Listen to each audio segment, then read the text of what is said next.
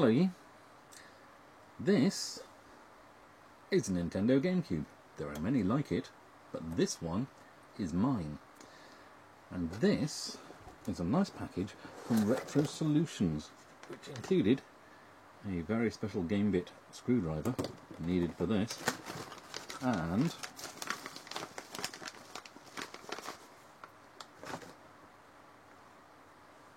a GC loader, so that I can replace the optical drive in this, which still works, but you know, it only loads GD-ROMs, whereas this loads GD-ROM images off SD card. So, and also in here there is a few screws and a washer. Also invoice and a little card that says go here for instructions. I have followed the instructions and I have done it through to completion. But then I thought it'd be fun to actually show you how simple this is, because I did this over my lunch hour one day this week, and I thought that was so simple I should film this, because I say it was so simple. There was one little, well, not even a stumbling point, just one bit in the instructions I wasn't sure about, and I guessed correctly. We'll get to that, and anyway, let's just crack on, hey. Take out your memory cards and your Gecko card and your WaveCube doohickeys. Let's put those to one side over here.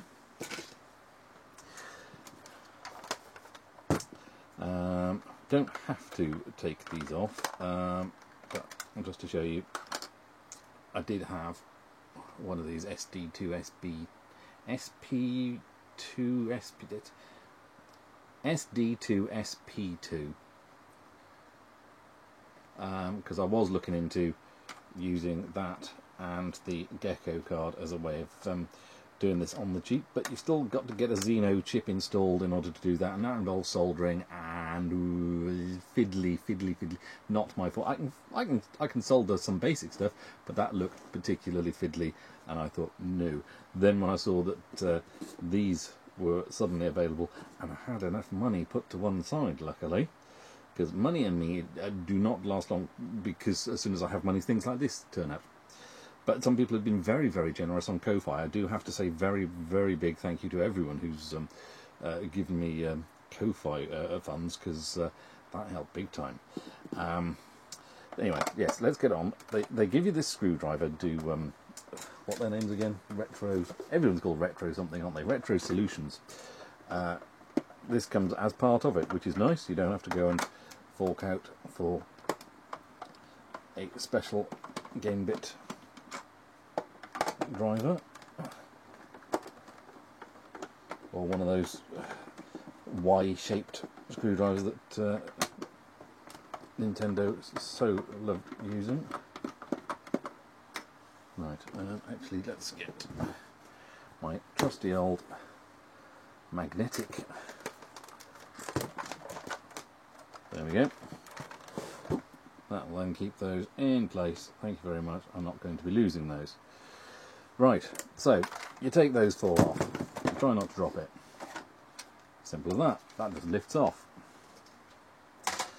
Now, let's put that to one side along with that. Now do you see these clips here? You just push them. Now, can I do this while facing away? You just carefully pull this ribbon cable out. There. That's the front panel off. The back panel just comes out as well. So I'll just drop that and put that in the case lid over there. I'll keep things tidy by putting this in the case over there as well.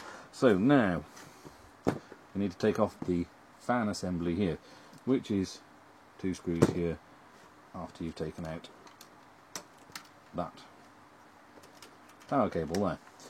So normal crosshead Phillips screwdriver for this.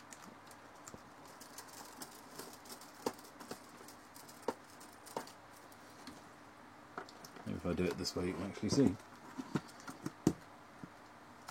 You can tell I don't do this sort of thing regularly, can't you?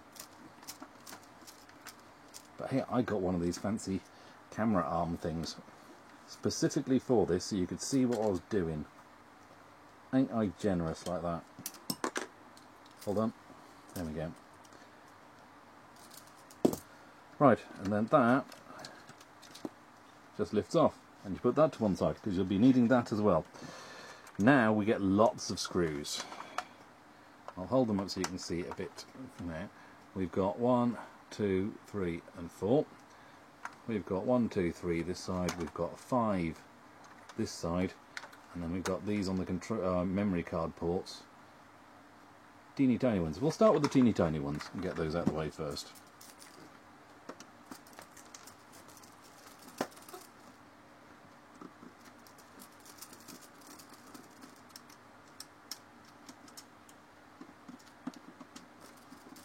There we go. They are teeny tiny screws, but they're not bad because they are ever so long. There we go. So I'll put that to one side there.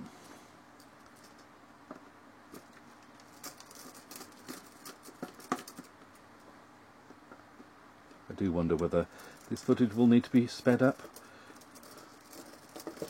to save people sitting, waiting, watching screws being undone. Why is that not coming out? No, there we go. We got there in the end. Or whether it's thing being, this will be over so quickly.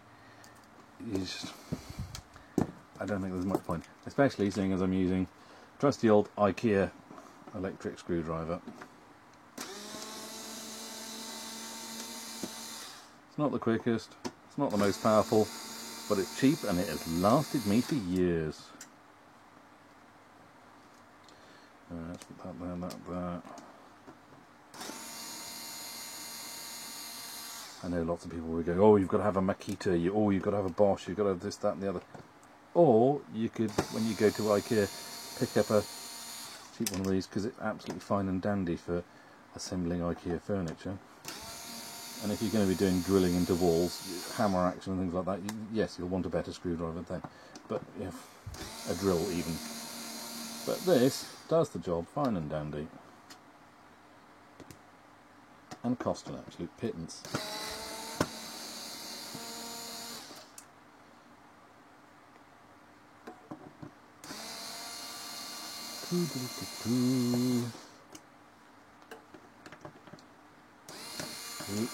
Helps to actually engage with the screw before I pull the trigger, doesn't it?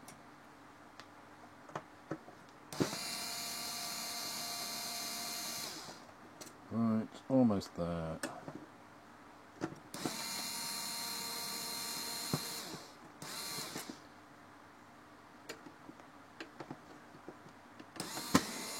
And last one. Say last one, we've got a few more inside to do. But, there we go, all the screws ready to go back. Now that, if I remember correctly, should just lift off, because that's the connector. Now, I'll put this to one side,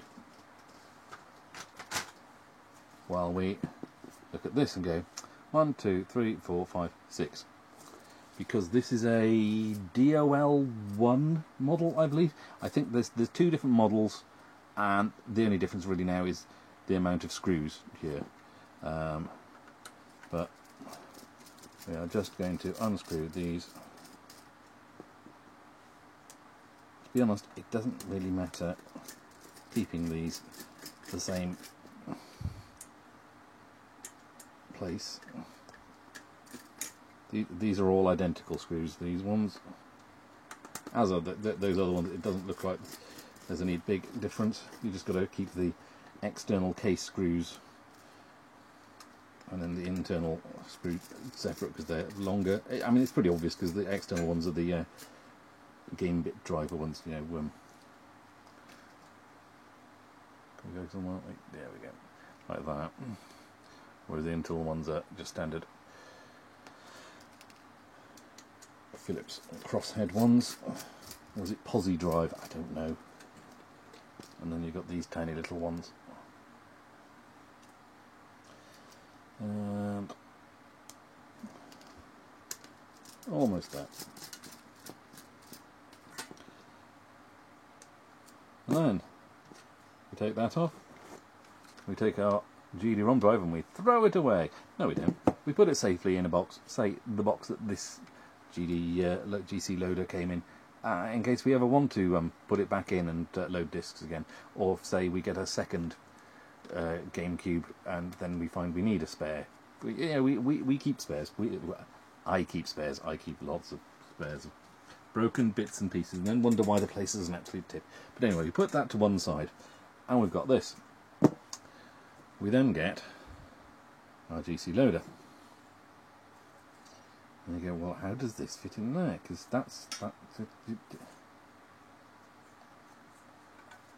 it goes like that. He says off camera. There we go. So it just goes like that. And you only use 3 of the screws. However, this is something that isn't in the instructions. You see, it's got these little tabs over the holes. Now, I wasn't sure whether you're supposed to leave those on and then screw through the plastic so they form some sort of insulation against this. I don't know, but it doesn't look like there's anything linking these circuitry wise, and it doesn't say to remove them, it doesn't say to take them off, it doesn't say to remove them, it doesn't say to remove them, doesn't say to leave them on. However, they have little pull tabs on them, which is my clue. I figured that you're meant to pull them off. So that's what I did when I last did this in the week, and it all worked.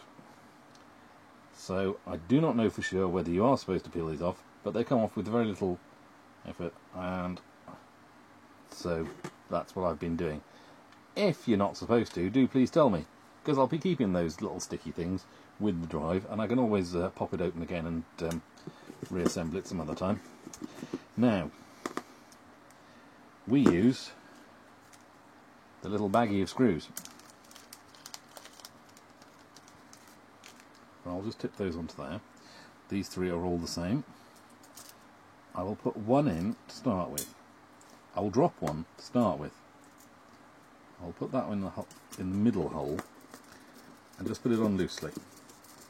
You don't want to tighten things up too tightly, because sometimes if you tighten them all up when you go along, you might find that the last screw you go to put in won't fit in the hole anymore, because a lot of the time these things are designed so that you put them all in loosely and then you tighten them up. If you put the first screw in tightly and then the second screw in tightly and then the third screw in tightly, you'll get to one of your last screws and go, these don't fit anymore. Put them all in loosely. Something I learned years ago. Put all your screws in loosely to begin with. So, I will put... I tend to work in a clockwise manner.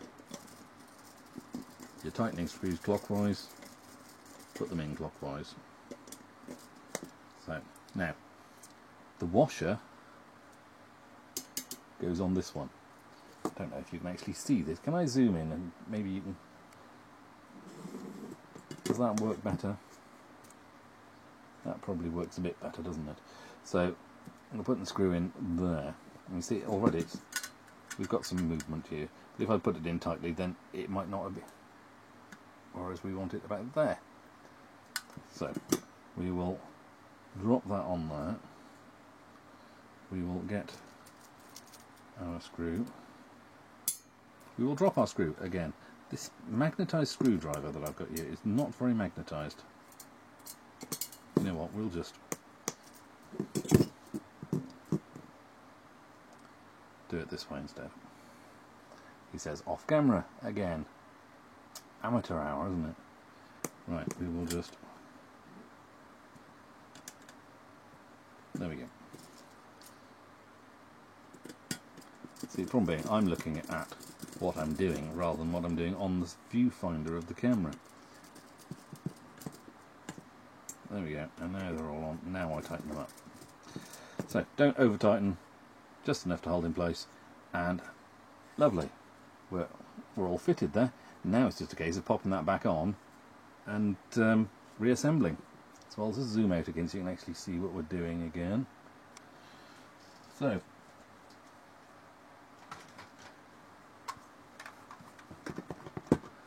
one main unit.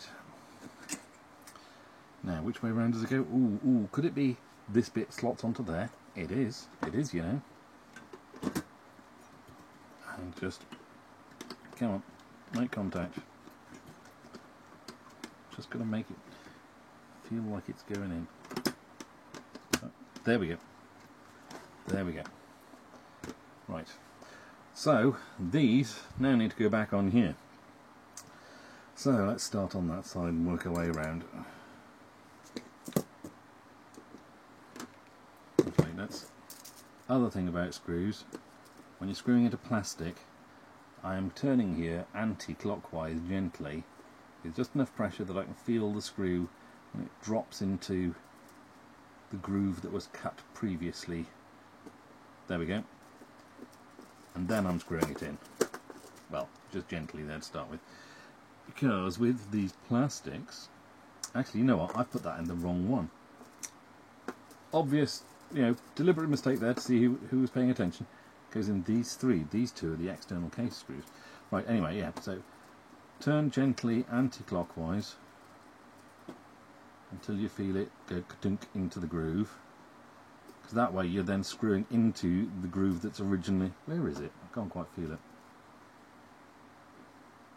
There we go. That way you're screwing into the already existing groove. See how easy that's going in? Probably not because my hands are in the way. As opposed to cutting a new groove into the plastic, because there's only so many times you can do that before you've completely ruined the plastic. Especially worth bearing in mind with old stuff like this. I say old. It's from 2000. It's GameCube does not feel old to me. Come on. Even though I got this one for all of about a tenner from GameStation. Oh, GameStation, do miss you. Oh, that one just went straight in. It was something like a GameCube and 2 games for 20 quid. And, well, I got Donkey Konga and Donkey Konga Jungle Beat, which came with bongos. And I think I then got another GameCube and another couple of games, and then traded the GameCube back in again. Is it any wonder that GameStation ain't with us anymore? Because the deals on GameCubes were incredibly generous, shall we say. I got this GameCube and some very, very nice games very, very cheaply.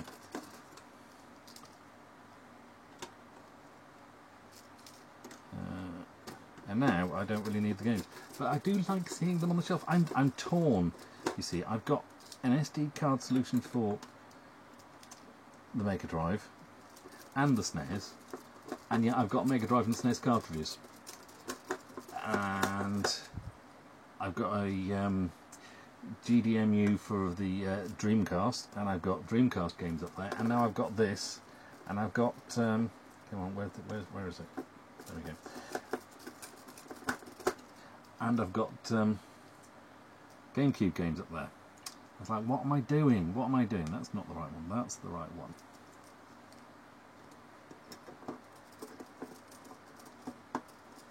There we go.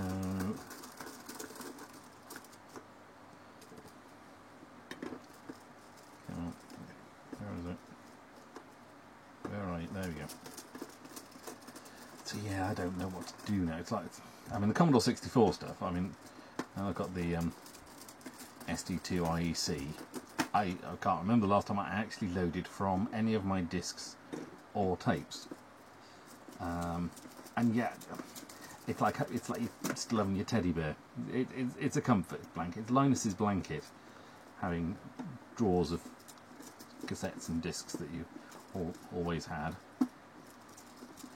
But honestly, I don't know about still keeping all the old discs and things, especially seeing they might still be worth something and I could trade them in and buy more hardware. Let's just tighten these up before I put the no, wrong way. There we go. Again, don't want to do it too tight, don't want to chew up the plastic.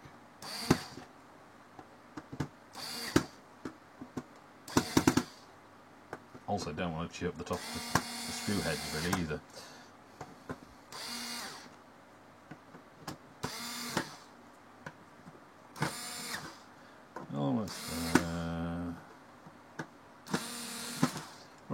that's that done.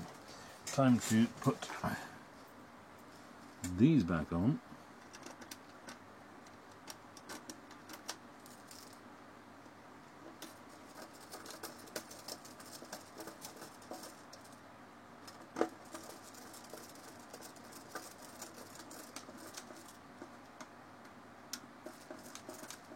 There's that.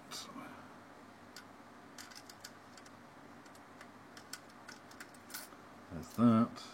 Don't ask me what these bits do, what they're for.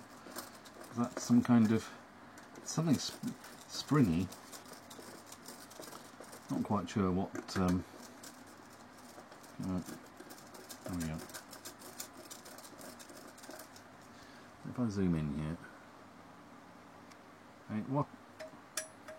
I don't know what the point of that is, because that's where your memory cards go in. So what's that all about? I don't know. But putting it back on anyway, and along with, let's go with,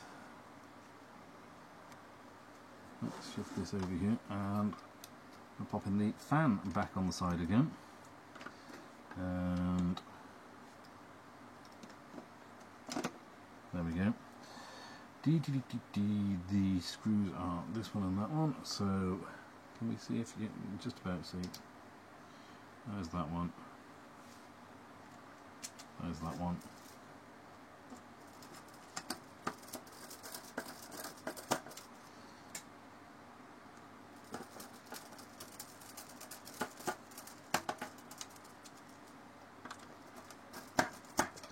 That's that. Do not forget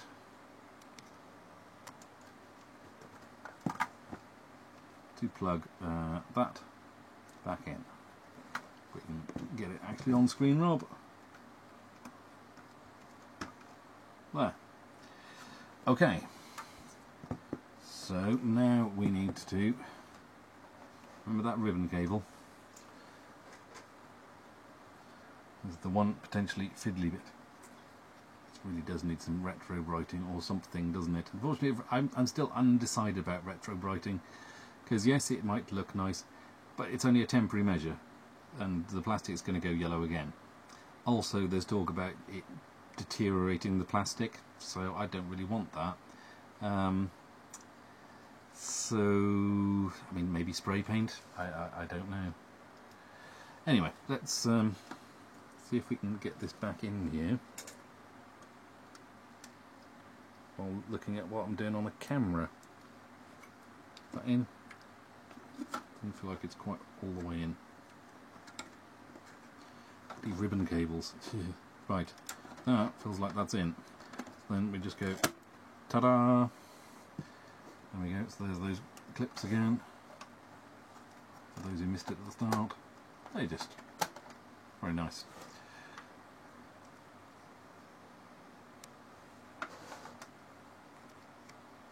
Right. So we've got the fan on, we've got that on, we've got that on, we've got the ribbon cable on. We need to put the back on, which is a simple matter of there, that's on, and then you just slide that on and screw it back together, and then you've got that you then have to put your hand into. It's not the best, is it? So I have been going on the 3D printer. I will do my best to include the link to the STL file on Thingiverse, where I got this from. I can't remember where I got this ribbon cable from. I think it was AliExpress or somewhere. They're a matter of £1 or £2. I was going to use it on the Dreamcast, but it seemed to be fiddly, a bit sort of iffy with the Dreamcast one, whereas it seems to work fine on this. So yeah. So and the other thing is the if I put this in here, you might see. Normally you just feel like note the lack of click. No, nothing happening. Cheapskates. Didn't include a push to eject SD card holder. Honestly. Fortunately, it doesn't matter, because for a couple of quid I've got it on the extension thing anyway. So that's all I'm going to be doing there. That's going to go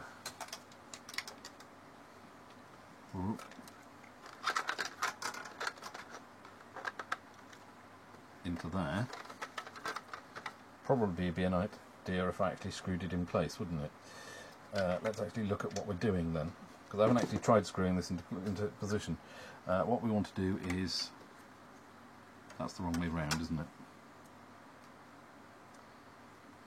Is that the right way around? No, hang on. Let's zoom out.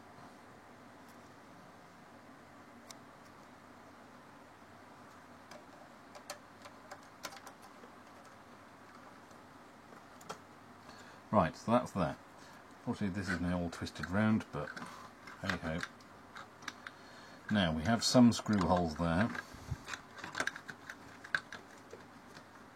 So we just need to find some screws that will fit that. Now I wonder if the screws that we took out before will fit. It's worth checking, isn't it? Although, seeing as they're not very long, I think no. So I think, after all of this, I think my build is incomplete because I'm going to need to find some screws that will actually fit this. Because that might go into there. Let's just give it a try and see. Is it going to be long enough to go all the way through and bite into the metal?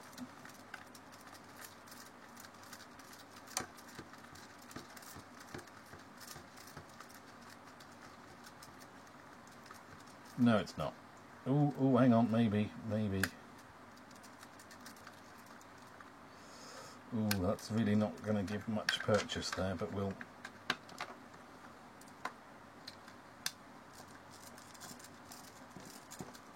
No. No.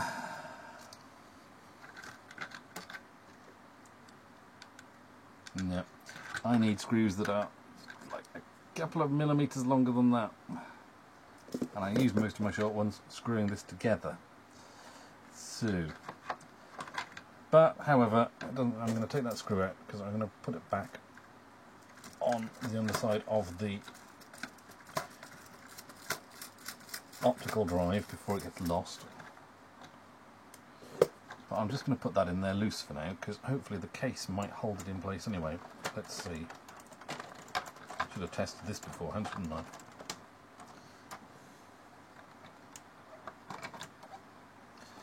Come on, you're going to fit back together.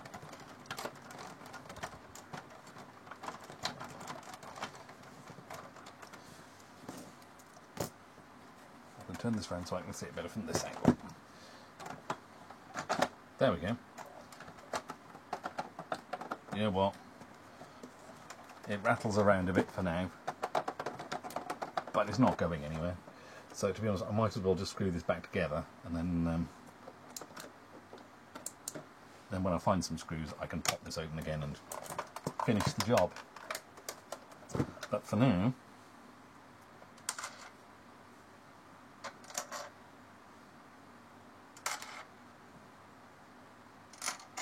there we go. We are going to turn them anti-clockwise first. There we go. Can you hear the... There. Not doing it all the way in. There we go. Turn it anti-clockwise until you hear it go clunk.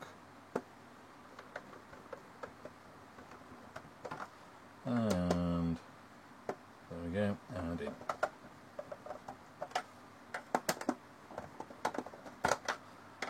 And there we go, in under half an hour, that's how you install a GC loader. Of course, there are other steps in this, because you need to put certain files on here, not just game files. Something called Swiss. The latest version, as I speak, has a little boot.iso. I should have cleaned this beforehand, didn't I? Basically, you get the Swiss download from GitHub, and you grab the boot.iso from the GC loader folder in there. You dump it onto that. You dump all your GameCube image files that, of course, you have personally copied yourself from the discs that you own. Yes. Yes. And then you put them all on there. And then maybe we'll fire this up and show you what that looks like. So I think that's that for now. We'll wiggle this camera around and point it over there once I've got this connected. Okay? Hang tight a second.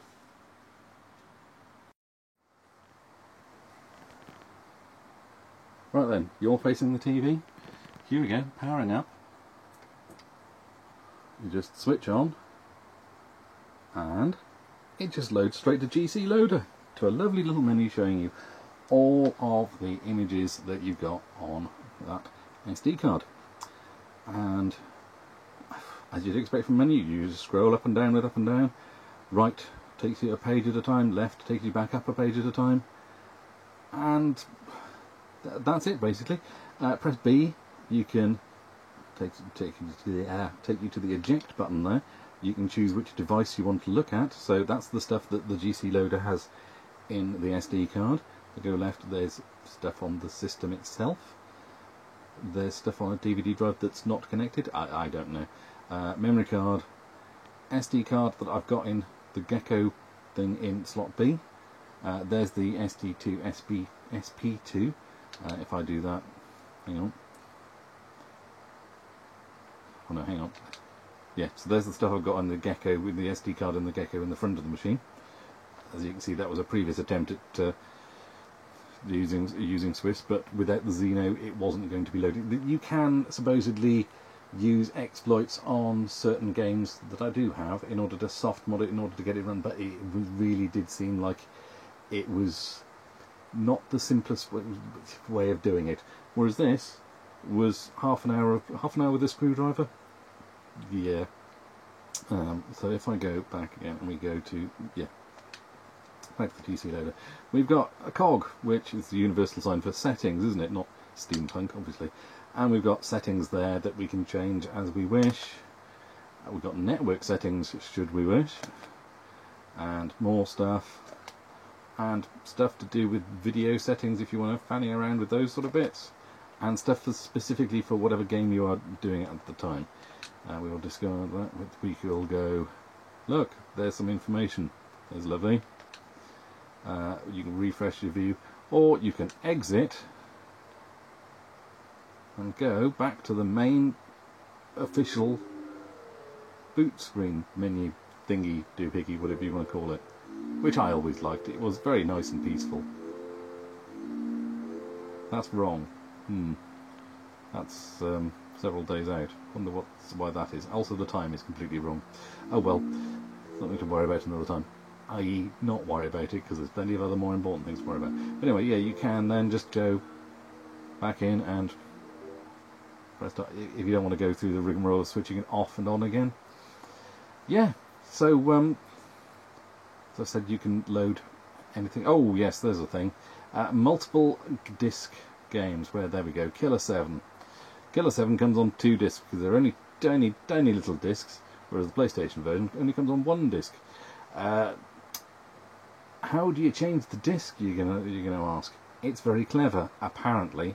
I can't tell you for certain, because I've not completed disc 1 of Killer 7 on this yet.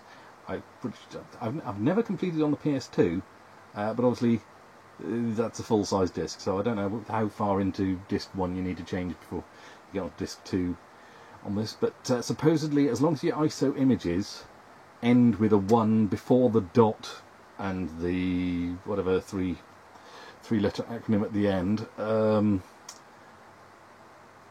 it should automatically pick it up, I believe. I read on a forum post somewhere that developers said that as long as the ISO images are the same, bar the last digit being a 1 or a 2 before the dot, if you're on disc 1 and it detects that it's asking for disc 2, it will automatically insert disc 2 for you. It's quite nice and clever like that. Apparently. Like I said, I don't know that for sure. That's just what I read. And that sounds lovely to me. So, yeah. So you don't have to worry about multiple disc images. Unlike on the Dreamcast, where you've got a button to press to nudge it to the next disc. this supposedly does it automatically.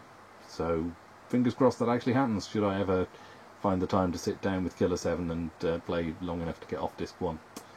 The odds of that, to be honest with me, is unlikely, but your money may vary. We got any other? I think that's the only multiple disc game I've got on here. Ah yes, and the other thing you can do, aside from using this to play all your legally copied images of the games that you already own, to save them from wearing out, or to be able to still play them when disc rot has killed them, you can also play homebrew, like this. Don't go expecting too much, but yeah, Super Methane Brothers, anyone? And there you go, pick him up. Fire him at the wall.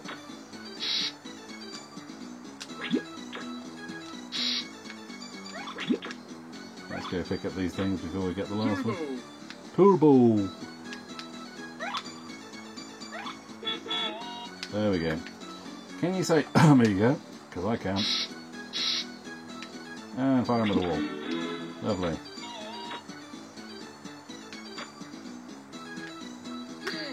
There we go. And he hooks his way to the next hole. And so on, very bubbly.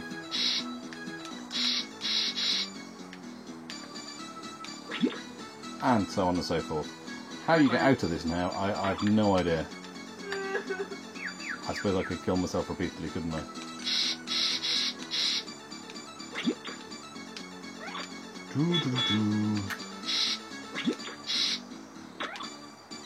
And ooh, what happened there?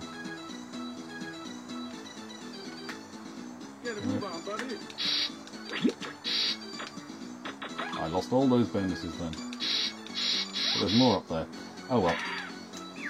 Yeah, so there is other homebrew out there, no doubt. This is the only one that I've grabbed for now. Do tell me if you know of any absolutely brilliant homebrew that I need to get for this. There is an awful lot of emulation. Oh my god, that's bad on the eyes, isn't it? There's various, if you want to use your GameCube for emulation, you can do that. Anyway, yeah, can I, no. Well, what we can do, I'm sure, is, no, not open the drawer, there we go. Okay, we can switch off, and then we can switch back on again. Of course, there are plenty of other options for emulation, like Intellivision Lives package, or Midway Arcade Treasures, or Namco Museum 50th anniversary and Namco Museum. Yeah, so maybe look forward to some of these turning up on the channel. Oh look, I've got disc 1 and disc 1 of those, because I'm never going to get past disc 1 of any Resident Evil game, to be honest. Yeah, so look forward to seeing some of these coming up on the channel in the future, I would suspect. When that'll be, I do not know, but you know how things go on this channel. I'm assuming you do. Maybe you're someone who's just come to this because you've just gone, oh, how do I install a GC loader? And you've never been to this channel before. In which case, hello you.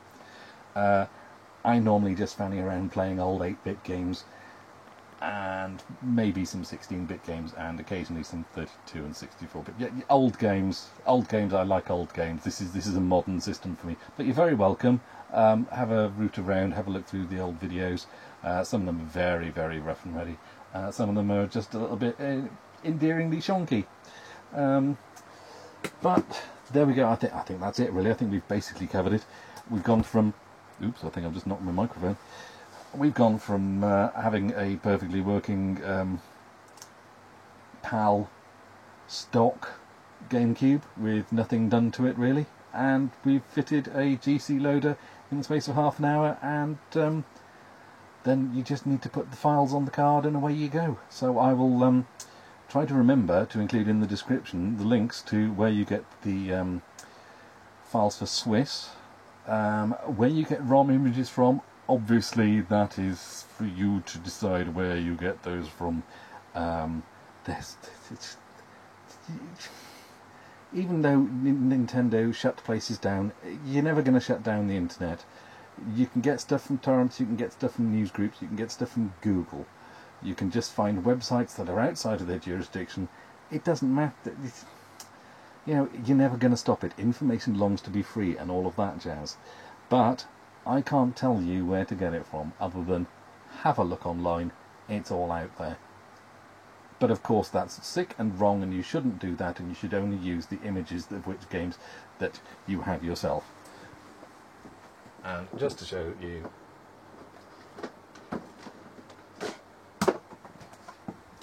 look, I do have games. So that's just grabbing a handful there. There's another, well, several shelves there.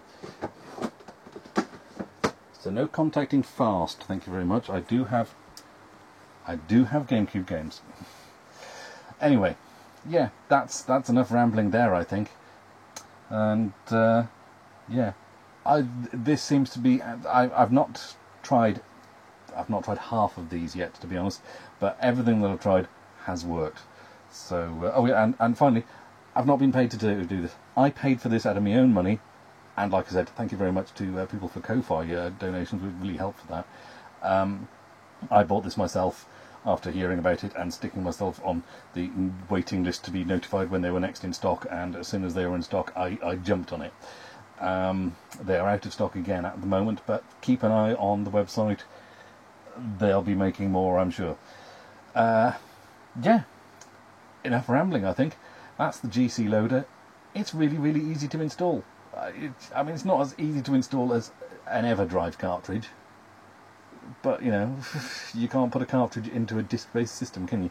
So replacing the disk drive, optical drive replacement, isn't it? Replacing the optical drive with one of these, you've still got the same controllers, the same feel interface and everything, but you don't have to worry about disks anymore. That's what I like. I've got nothing against emulation, but I do prefer to use original controllers and original hardware, because it's going back to when I was playing Turrican. Turrican with a Xbox pad through an emulator is great, but I don't have the muscle memory in my thumbs for the jumps. I'm used to pushing up on a joystick, so I want to play Turrican using a QuickShot 2 Turbo, you see. So that's how you end up with a room filled with yeah, that's how you end up with a room filled with old systems like that. Because things start getting out of control, don't they? Yeah. Anyway, that's enough of that malarkey. We're here for the GameCube, aren't we? And the Dreamcast and the Mega Drive and the... Yeah. This got a bit out of control, didn't it?